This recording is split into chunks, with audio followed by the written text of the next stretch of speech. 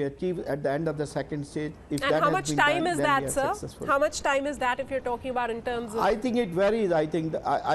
All right, sir, please hang on. I think we have liftoff visuals. There you have it, the GSLV F09 shooting up into the air at exactly 4:57 p.m.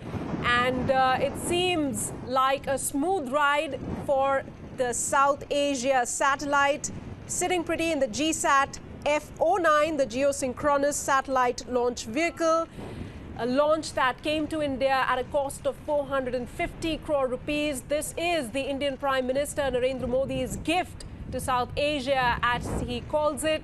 And we are expecting better communication, better connectivity of all of the SAARC countries, except barring Pakistan, of course, which chose to stay out of this satellite program.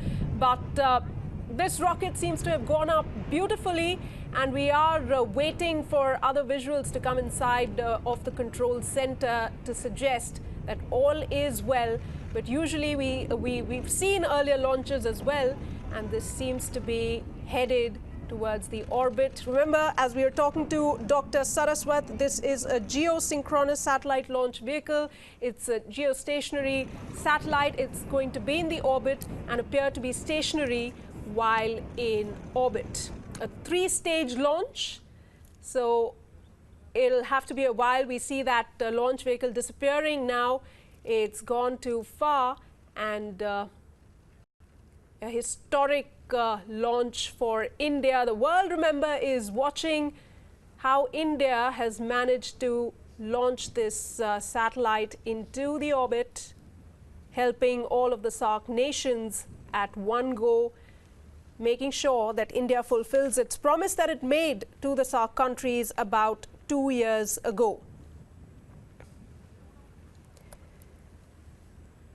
In fact, this is a 2-year-old promise of the Indian Prime Minister. It fructified moments ago.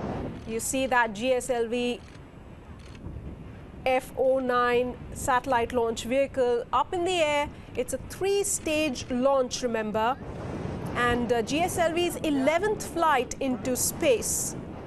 GSLV will place the South Asian communications satellite into orbit. We've seen the liftoff just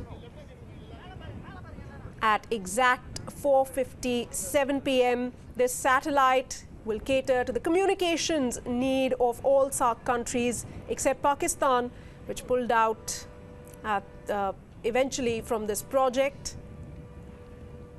Remember, the Prime Minister mooted this idea in 2014 after he took oath. At that time, Pakistan had welcomed that move. Now, these are live visuals coming to you from the Satish Dhawan Space Center in Sriharikota. Prime Minister Modi, in his radio address, has said that this satellite was India's gift to the region and will go a long way in addressing the economic and development priorities of the nations in this region. Remember, 6 of India's neighbor, that includes Afghanistan, Bangladesh, Bhutan, Nepal, Sri Lanka and Maldives, are participating in the space-based regional communication project.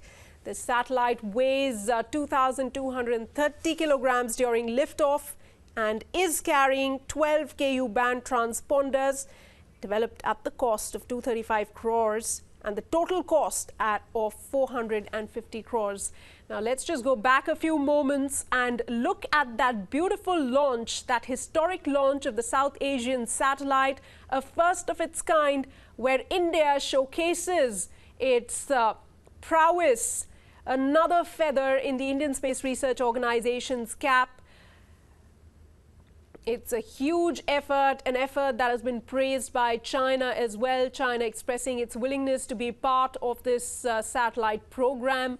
But this, remember, India's idea for bringing the SAARC nations closer in terms of communication, establishing a hotline so that these nations can cooperate very closely in times of emergency and natural disasters.